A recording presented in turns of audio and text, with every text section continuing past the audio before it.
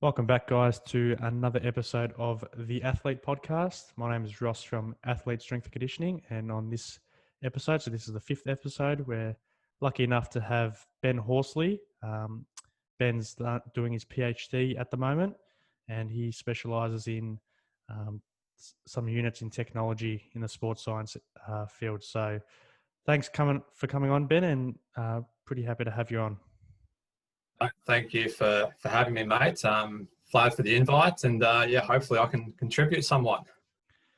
So, just give us a little bit of a background about yourself and some of the things you've worked with and about your education. Yeah, no worries. As you mentioned, currently I'm doing my PhD at Australian Catholic University in Melbourne. Prior to that, I like probably some of your listeners and yourself, mate, went through my undergraduate degree at Victoria University. So I actually started as a mature age student.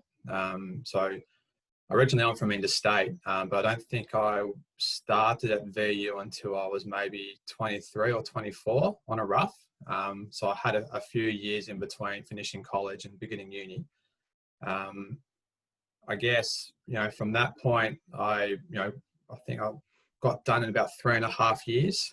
Started my first semester part-time and then bit the bullet, went full-time. I was doing a little bit of personal training work on the side as well. But, as you know, it's a pretty long journey doing an undergrad. So wanted to sort of get that done as quickly as I possibly could. I then moved into an honours research year straight after that. Unfortunately, during my third year of my undergrad, I was given the opportunity to do an internship at the Western Bulldogs football club. And then I was lucky enough to stay on the following season and do my honours embedded within their VFL program, which is where we met. And then following my honours year, I originally wanted to go straight into a PhD, but ended up having a year off. I was able to stay on at the Western Bulldogs and continue working within their VFL program in a sports science capacity. And then, following that, the opportunity, a really good one at ACU, opened up for me to take on board a PhD position and start some of my own research. So that commenced in January of last year. I'm now in my second year at the moment. Impacted a little bit at the moment with what's been happening with COVID and the like, but really enjoying it. The research is something that I've grown to, I guess, have a greater interest in. Probably stemmed more from my final years during my undergrad and into my honours, and being around other people who were doing their PhDs at the time as well rubbed off on me. Here I am, sort of find myself in a similar position. That's awesome stuff. So, just for the listeners, what role did you have exactly when you were down at the Dogs? Yeah, so, well, when I first started my internship there in my final year of my undergrad, it was a little bit of everything, but mostly around, I guess, the implementation of the GPS side of things. We did a little bit of collecting RPEs and assisting sort of where possible across a number of different, a variety of different streams, I suppose, within the program, but mostly around GPS and capturing that during each training session. When I stayed on the following season and did my honours research year there, I probably took on a bit more responsibility. In my internship, there was myself and one or two others that shared some of the GPS responsibility. Whereas in my honours year, I sort of took sole ownership. So it was, capturing that side at each training session, matches that extended through into my third year while I was working within the VFL program. And although, I had a very, specific role, I guess, within the program, I suppose one thing for me at the time I did like was having a clearly defined role rather than showing up at training and not necessarily knowing what my role was, what tasks I may or may not be doing. I mean, obviously there's a little bit of crossover here and there between different departments, but I enjoyed the fact of having a clearly defined role that I was sole responsible for. But it also opened up some opportunities to work a bit closer with AFL staff as well, and sort of, pick their brains around sports science and some of the things that they were implementing at a higher level, which of course we tried to replicate as closely as possible at VFL. But in general terms, most of my role specifically revolved around GPS. So with your GPS work, is there anything that kind of shocked you in terms of like some of the results you found in your honours and in research? Because I'm sure you would have done extensive research into GPS. Was there anything necessarily that is a bit misguided? For example, like total distance. And can you give us a bit more of a rundown about some of the perhaps misinterpretations with some GPS measures?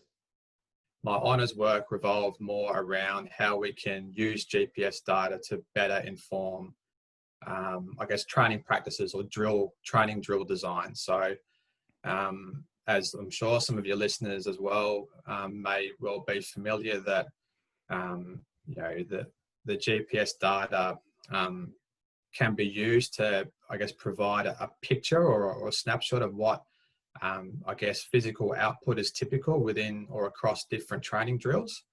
So my honours research revolved more around capturing that side of things and using some more advanced analytical techniques to, visually report or help inform training practice based on, do specific training drills share similar physical output compared to one another. So for example, handball based only drills were more similar in their characteristics of, distances covered and, speeds attained and so on, compared to, say, larger scale drills that might utilize more of the oval, for example, or full size ground drills, which I think, probably makes sense.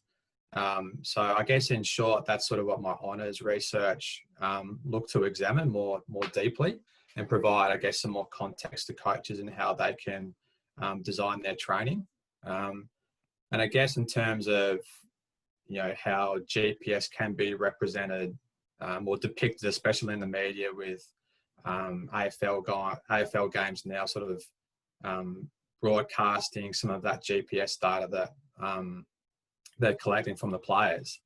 I think one of the things to consider carefully or proceed with caution with using GPS data is spinning some sort of performance metric on top of it. So what I mean by that is, obviously, as we know, GPS, you can calculate speed and distance from it, and we can use that to profile what an athlete's physical activity looks like or what they've done in a particular training session or match. But especially in terms of, a match context, we know that there are lots of different factors that can influence an athlete's physical output. So for example, team or game strategy may influence the physical output of an athlete. I think there's been some work done that has shown that winning and losing, so like in losing scenarios, players or teams may cover, say, more total distance, for example, as opposed to their opposition who are in a winning position. So what I'm trying to get at is there's like multiple things that can come into play and influence an athlete's physical output. So just to add to that, has there been much difference in research between like a VFL numbers compared to AFL numbers in terms of some metrics? Is there a main, or is it quite similar in numbers with VFL and AFL teams? Based off of some of the work that I have seen and that I've even cited myself in my previous work doing my honours, there had been differences shown, between AFL standard competition and what we may deem sub-elite. So I guess in terms of, I mean, that's another useful thing that GPS data can be useful for, is being able to profile, I guess, what you typically see, say, whether it's at the highest standard of competition. We'll use AFL as the example. But you can get an understanding of what, say, distances are typically covered, for example. And then I suppose players coming up through lower divisions or lower standards of play, there's some sort of, I'm conscious of using the term benchmark, but for argument's sake, we'll use a benchmark or a standard that practitioners may use to inform how they may prescribe training for players coming up through a lower standard of competition. And they've got a bit more of an understanding of what they may be exposed to when they do eventually make that next step up, whether it's to the AFL or equivalent in another sport. So onto your PhD work now. So still using technology, but in a different sense. So you want to give us a little bit of a little kind of description on what you're doing in your PhD field? Yeah, of course. So I don't have much to do with GPS at the moment anyway. My PhD is actually centered around the use of what we call inertial measurement units. So another wearable sensor like GPS, GPS devices that are typically worn by team sport players like footballers actually have an IMU embedded within them anyway. But the difference between the two, I suppose, as we know, GPS determines position, and then you can derive speeds and distances attained off of that data. Whereas where the inertial measurement unit differs, I suppose, is there's three different sensors that comprise what an inertial measurement unit is. So one's an accelerometer, which is used, I guess, maybe more commonly, a gyroscope and magnetometer. And then those two sensors provide some information around device orientation and direction. In it, I guess it's a purest sense, GPS will obviously measure motion of the body. So an athlete will have a GPS unit strapped to their upper back, and via satellites will track the position of an athlete in space. Whereas an IMU or an accelerometer is secured to a particular body segment. So it can be on the upper back, it can be on the foot, it can be on the tibia, you can put it wherever you want, but it measures motion of the unit itself. So rather than like GPS, where it sort of tracks the body in space, it measures motion of the unit itself. So if I have an IMU attached to my tibia, for example, or just above my ankle joint, it will measure acceleration of that particular segment. So I guess that's how I'm sure there's other differences as well, but in simple terms, that's probably some key ones with how the two sensors differ. So my PhD is centered around the use of these IMUs, I guess in a sporting context, but looking at deriving data related to an athlete's stride using these sensors. So when we say stride, are we talking purely about stride length and kind of someone's architecture in the way they run, or is there a few other components as well? Yeah, similar. So IMUs have been used in like gait analysis for some time now. It's sort of evolved, through identifying, symmetries or certain metrics, during walking, running, as we know now. I guess typically or traditionally they've been used to, as I said, measure like the peak acceleration values that may occur at different segments. But you can also use the acceleration and sometimes in combination with the gyroscope data to identify patterns in the data or the waveform that we can record, that we can capture. And my research is looking at ways in how we can identify really discrete events, so such as the moment the foot makes contact with the floor, i.e. initial contact, toe-off events. So by knowing or understanding when those events occur, we can then derive temporal data based off of that, such as contact time or flight time, the time the foot is in contact with the ground, i.e. contact time. And IMUs may also be used to estimate a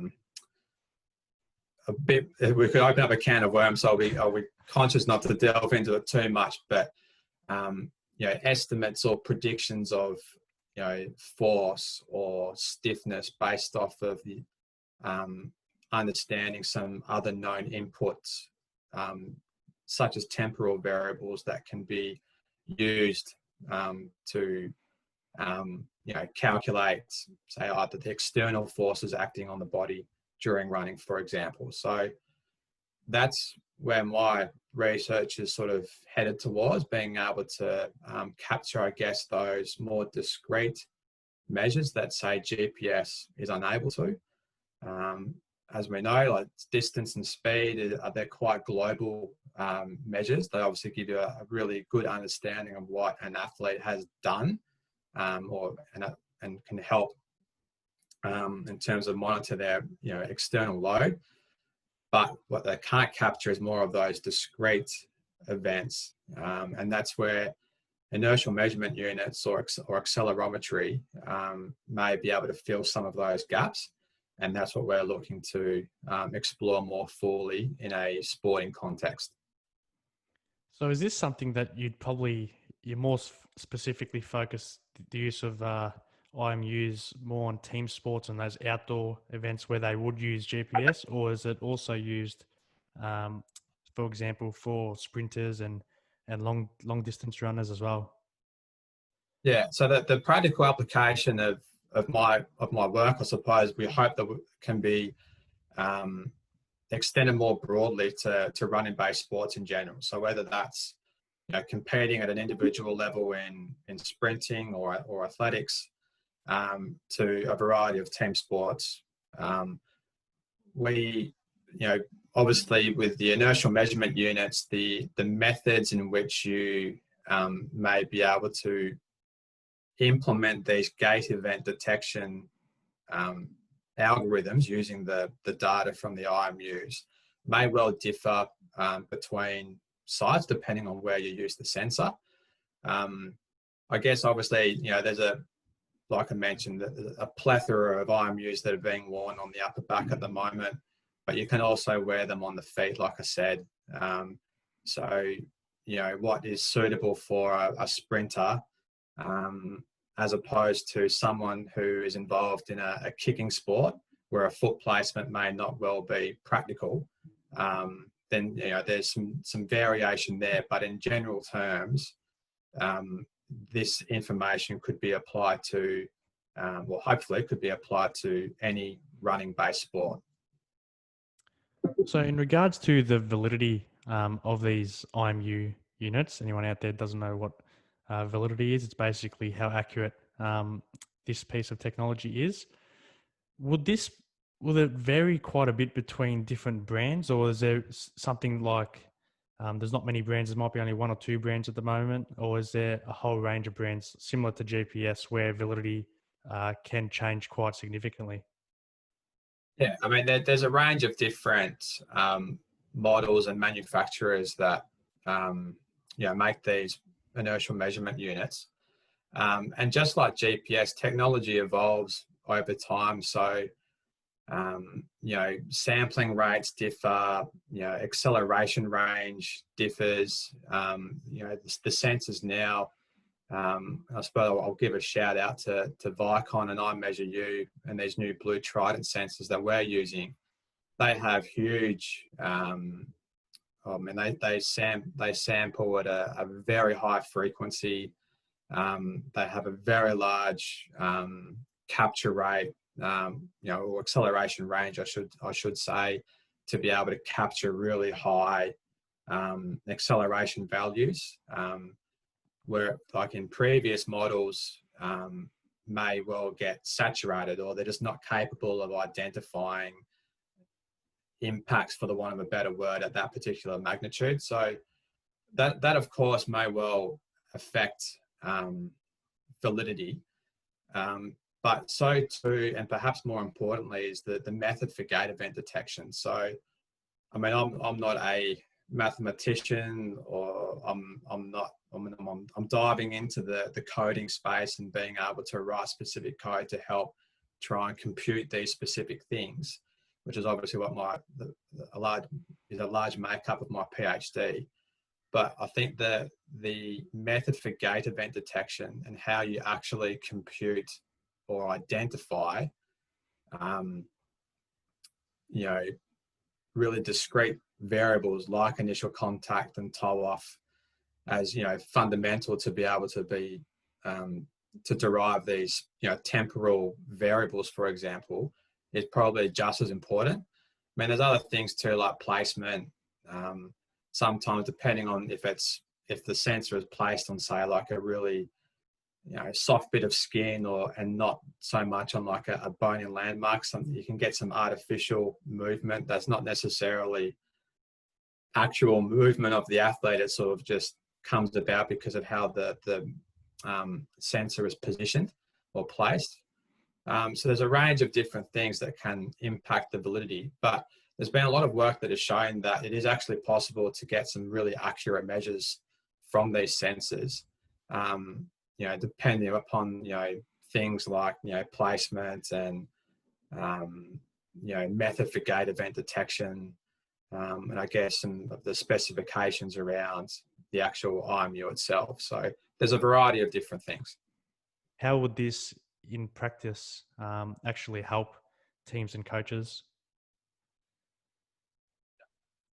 I think one of the biggest things we hope is just to be able to identify changes in movement strategy. We often refer to it at uni. So what I mean by that is, obviously everyone moves in a certain way or a certain manner.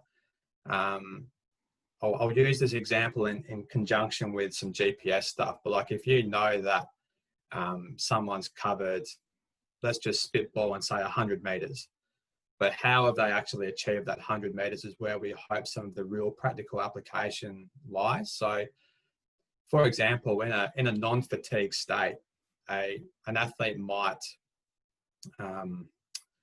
their movement strategy might be A, but then when they're fatigued, their movement strategy might change. So I think where we hope the real practical application is being able to maybe identify some of the underlying mechanisms that may contribute to someone altering the way they move to produce the same output, i.e. 100 meters. A really cool example that we've used a few times just in conversation is the cricket fast bowler. As we know, it's one of the most unnatural, intense actions any athlete can perform. And when in the midst of a 5 to 6 over spell, their ball velocity might not change, but we know that they're probably going to be tired or fatigued by backing up over after over after over. So the way in which they can still produce the same output, i.e. same ball velocity, might well differ. So applying that loose example to a running context, we hope that we can, with this information, and I guess used in conjunction with other things like GPS, is to be able to, I guess, get an understanding of what an athlete's typical movement strategy is during specific tasks, such as running, and then be able to use that information to hopefully detect or help further our understanding of when someone's movement strategy does change, what are those underlying mechanisms that are contributing to that. So I guess that's where we hope most of the practical application is for coaches and for practitioners in sport. It definitely is one of my interest areas, not just with GPS, but IMUs, so I'm not too familiar with the use of IMUs. It is something very contemporary and very modern, new in the field. So seems like you're doing an awesome job in that area. So thanks for coming on the podcast, Ben. Really appreciate you coming on and explaining things. And also all the best with your PhD and future endeavors. I'm sure I'll be having a read of that journal article or many journal articles that you'll be writing. So really appreciate you coming on, and all the best. Thanks, Ross. I appreciate it. Like I said at the start, flattered by the invite. Hopefully I made sense and people can understand the gist of where my PhD lies, and hopefully they found it informative.